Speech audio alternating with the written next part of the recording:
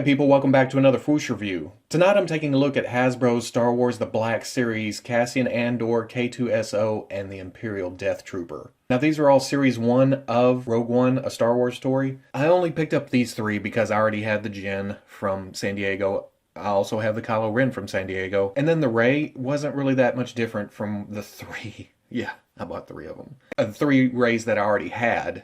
And I had given the lightsaber from one of the Lukes, I think it was Pilot Luke, to Rey. And yes, I'm a little late reviewing these. I've had other reviews, I've had other stuff going on. But you know what? I'm still excited about opening these.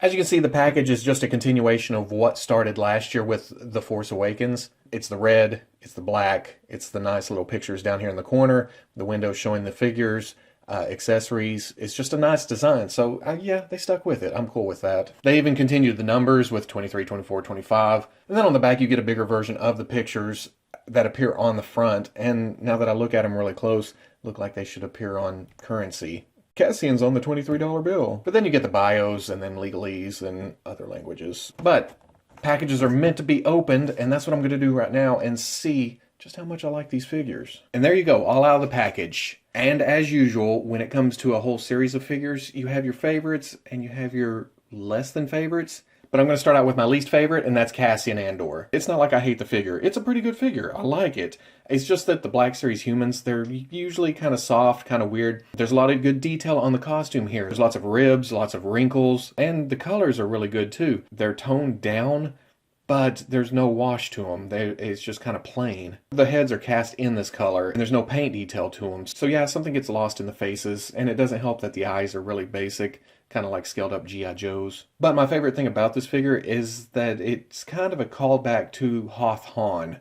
It's got that blue jacket, it's got the hood, he's got the goggles on, just to kind of twang on that nostalgia string, you know what I mean? Now, when I first got him out of the package, I didn't know if the hat was removable or not. And even when I pulled on it, it didn't want to come off, but it is removable, which is cool. It's made of a soft material, so it kind of just forms down over his head. And yeah, while the head is soft, the detail is there. I think like most Black Series figures, this just needs a repaint. It'd bring out the detail. For articulation, there's a ball on top of a hinge, so he can look up, he can look down.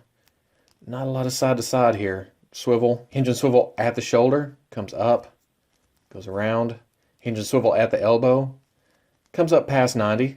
Not bad at all. I'm good with anything that comes up past 90, just to give it a little bit more range of movement. Hinge and swivel at the wrist, there's a swivel, and then the right hand is hinged up and down for blaster fire. The torso is a ball, so pretty good range of movement there. Hinge and swivel at the hip, goes out about that far, forward, back. The skirt piece, well, at the bottom of the coat, is pretty soft, so it allows for movement. There is a swivel at the thigh, but the right one is kind of useless because the holster is attached up to the upper leg and attached down here. So it kind of kills that swivel there, but there is swivel here. Double knee, good range of movement there. Hinge at the angle goes down, comes up not so much, the sculpt gets in the way, and then forward facing pin for rocker ankle. Cassian comes with two weapons. One of them looks kind of like a Han blaster, not quite, it's a little stubbier, like it's a different version of that gunslinger type gun. And then a bigger blaster. It's not quite a rifle, but it's kind of a callback to those old Rebel blasters. Having a real working holster that works really well is really nice. I like it. It straps down, locks in, the barrel comes through. This completely works for me. Now my second favorite figure in the wave is the Death Trooper. I thought I would like him more, but we'll get to K-2SO here in a minute. The Death Trooper is nice, if not a little rubbery in places, but it's mostly the parts on him, not the actual articulation itself. Not a lot of paint here, but what little there is kind of nice. I like the little silver straps up on the shoulders. The Darth Vader belt, that's weird, I don't know where that's going. One thing I do notice is on the left gauntlet, it's got some kind of tubing work, I don't know what it is, but I've noticed in other pictures, those are supposed to be silver. But where they did kick it up a notch is on the helmet. Now, these are apparently green lights down in the front chin piece, but the lenses of the eyes, those are also tinted green a little bit too. It's kind of hard to see in most light, but once you hit it, you're like, oh, that is green. That's kind of cool. The thing that gets me here is how tall and lanky he is. I don't know how much I like that. They're supposed to be elite, but they look like awkward teenagers that grew too fast, you know, ended up on the basketball team. And then instead of being the basketball prodigies that they were expected to be, they just end up tripping over their own feet most of the time. They look clumsy almost. But I do like the design. I'll have to see the movie and maybe it'll change my mind. But for articulation, there's a ball up on top of a hinge. You get down, you get up, you get some swivel. Not a lot of side to side here. Hinge and swivel at the shoulder.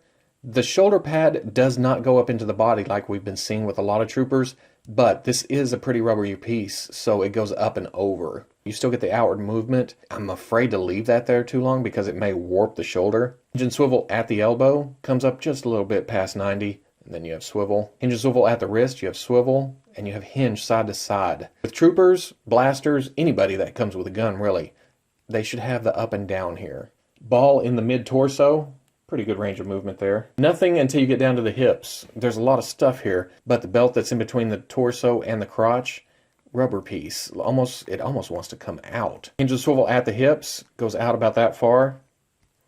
Forward, and that's where the belt being rubbery comes in nice. This gets up and out of the way when you bring the leg forward. And then back.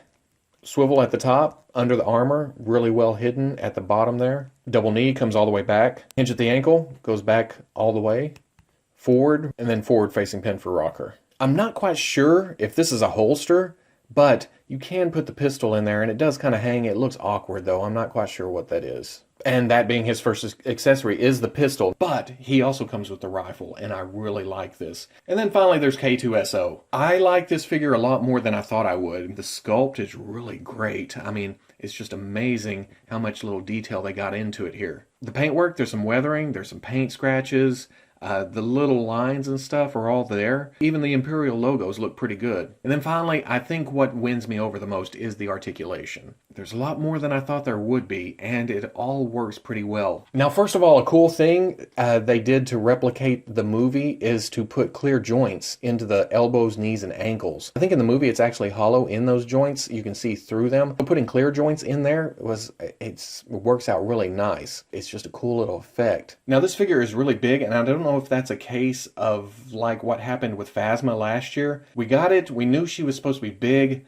But once we saw the movie, we realized the Black Series was a little big, a little thick, a little out of proportion. I don't know if that's going to happen with K-2SO. Once we see the movie, will we find out that this figure is a little too big?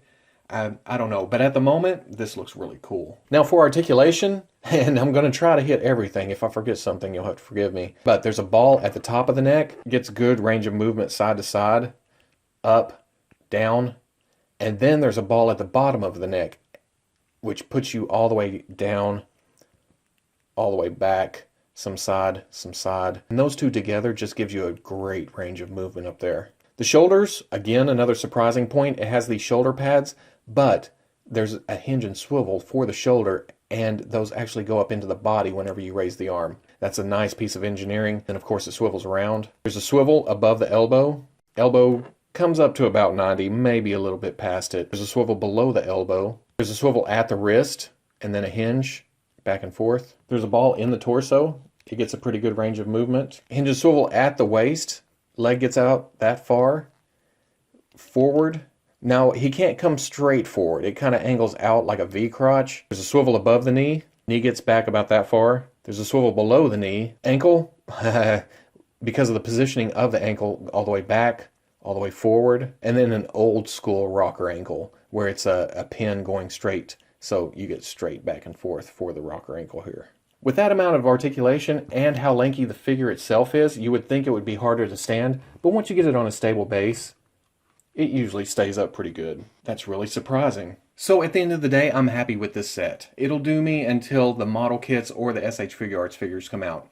I'm leaning more towards the model kits. Even if the model kit Death Trooper is better than the Black Series, the Black Series Death Trooper will still flank it. It'll still be behind it. It'll still be an army builder. For K-2SO, when the model kit comes out, it'll come down to which one looks better, which one has better presence on the shelf. But to tell you the truth, this one's going to be hard to beat. It has a lot of nice articulation, it stands nicely, it looks good, it's weathered, the paint's good. For Cassian, this will probably be the only figure from any company that we will get in these clothes, this version. And I'm good with that. That's where the Black Series comes in handy. You get background characters, you get costumes that aren't as well known as their main costumes. And the good thing about the Black Series now, yes, I sing the praises of Bandai on a daily basis, their model kits, the SH Figuarts. But for the prices of the Bandai figures, $60, $70, $80, after shipping. Now, by comparison, you come back to the Black Series at $20 a pop. In my brain, I'm thinking, that's just disposable income now. And if they do get replaced later, no big deal. It was just 20 bucks. And that's kind of a weird feeling to be having now. And then the Death Troopers for $20 a pop, I can army build those bastards. So the Black Series still has its place in my collection, and I really do like a lot of the figures. And that's where I am on this series right now.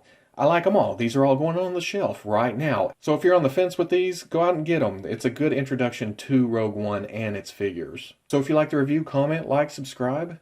I'll catch you on the Fwoosh. But here, as you can see, it's got some nice weathering to it, like he's been out in the dirt, a desert somewhere. It's on the arms, it's on the back. You can see a little bit extra up here on the head. It looks dirty and weathered, which is very, very cool. Not so much on the undergarment and the pants here. There's nothing to that. It's just the plastic sheen. So that kind of sticks out just barely a little bit, but the rest of the armor just helps it bring that look to it.